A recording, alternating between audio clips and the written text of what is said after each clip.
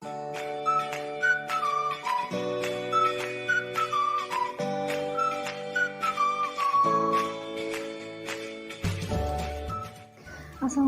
warahmatullahi wabarakatuh. Hai adik-adik semua, apa kabar? Masih semangat ya belajarnya adik-adik? Ya, kali ini kakak akan membahas pelajaran tematik kelas 3, subtema 2, wujud benda, pembelajaran 4. Melihat benda cair lebih dekat. Seperti benda padat, benda cair juga banyak di sekitar kita. Sekitar 70% permukaan bumi tertutup oleh air laut. Tubuh manusia hampir 2/3 bagian merupakan cairan. Air adalah benda cair yang sering ditemui. Sebutkan benda lainnya yang termasuk benda cair.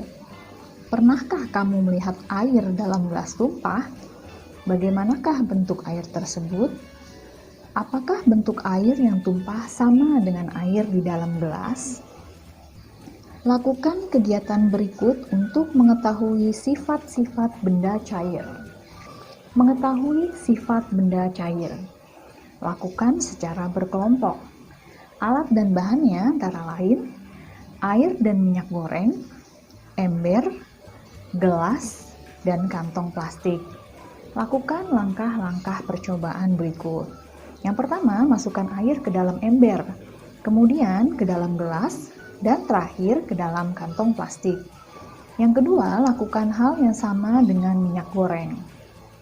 Yang ketiga, catatlah hasil pengamatanmu ke dalam tabel di bawah ini.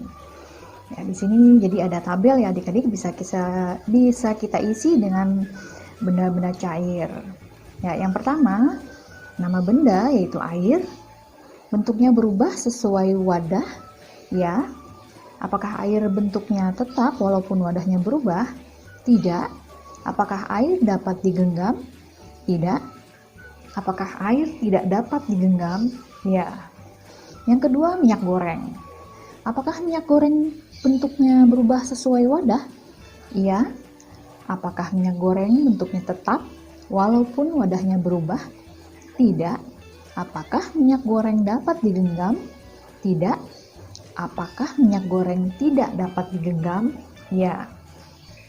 Yang ketiga, ada kecap. Apakah kecap bentuknya berubah sesuai wadah? Ya. Apakah kecap bentuknya tetap walaupun wadahnya berubah? Tidak. Apakah kecap dapat digenggam? Tidak. Apakah kecap tidak dapat digenggam? Ya. Kemudian yang keempat ada sirup. Apakah sirup bentuknya berubah sesuai wadah? Ya. Apakah sirup bentuknya tetap walaupun wadahnya berubah? Tidak. Apakah sirup dapat digenggam? Tidak. Apakah sirup tidak dapat digenggam? Ya. Yang kelima ada susu.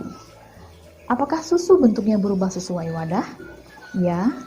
Apakah susu bentuknya tetap walaupun wadahnya berubah? Tidak.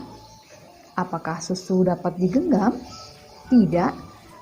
Apakah susu tidak dapat digenggam? Ya. Kamu telah melakukan percobaan. Dapatkah kamu menyimpulkan sifat benda cair? Benda cair mempunyai sifat antara lain bentuknya berubah sesuai wadah. Benda cair dapat disentuh atau dipegang. Tetapi benda cair tidak dapat digenggam. Kamu telah melakukan percobaan di atas.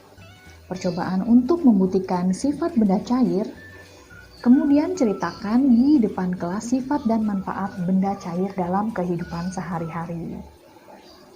Ya, selanjutnya, tubuh manusia 2/3 bagian terdiri atas air. Kekurangan cairan akan membuat tubuhmu lemas. Minumlah air putih sesuai takaran setelah bermain. Seperti habis bermain memantulkan dan menangkap bola. Permainan diawali dengan melakukan pemanasan. Caranya, buatlah 2 barisan dan pantulkanlah bola kepada teman di seberangmu. Setelah itu, lakukanlah permainan berikut. Setiap kelompok harus memindahkan bola. Bola dipindahkan dari satu titik ke titik lainnya. Caranya dengan memantulkan bola sambil berjalan. Siswa yang paling cepat memindahkan ialah pemenangnya. Permainan bola diperlukan kerjasama antar anggota kelompok.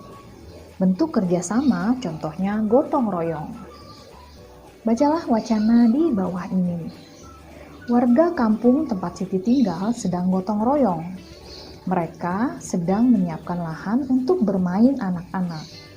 Setiap warga membantu dengan caranya masing-masing. Bapak-bapak membantu membersihkan lahan. Ada yang membantu tenaga.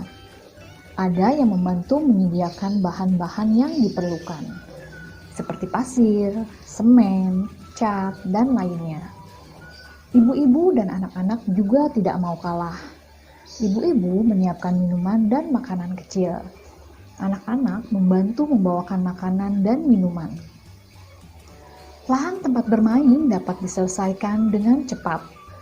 Anak-anak bergembira karena anak-anak dapat bermain di lapangan.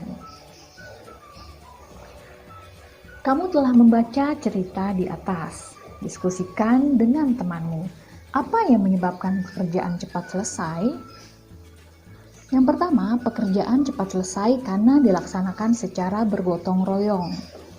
Gotong royong membuat masyarakat saling bahu-membahu untuk menolong satu sama lain.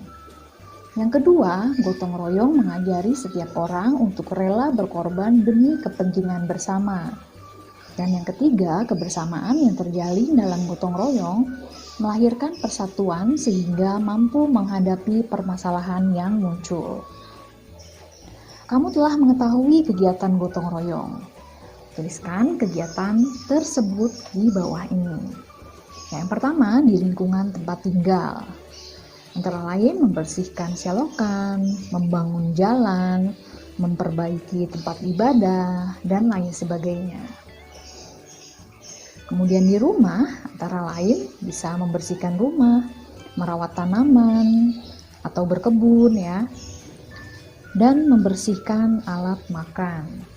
Kemudian di sekolah, antara lain contohnya membersihkan kelas, membersihkan halaman sekolah, mengerjakan mading atau majalah dinding, dan lain-lain ya adik-adik, masih banyak sekali contoh kegiatan yang dapat dilakukan dengan cara bergotong royong. Ya, sampai di sini saja ya adik-adik pembahasan kakak kali ini. Mohon maaf bila ada kesalahan kakak dalam menyampaikan pembelajaran. Semoga adik-adik memahaminya, semoga bermanfaat. Terima kasih sudah menonton. Sampai jumpa di pembelajaran berikutnya. Wassalamualaikum warahmatullahi wabarakatuh.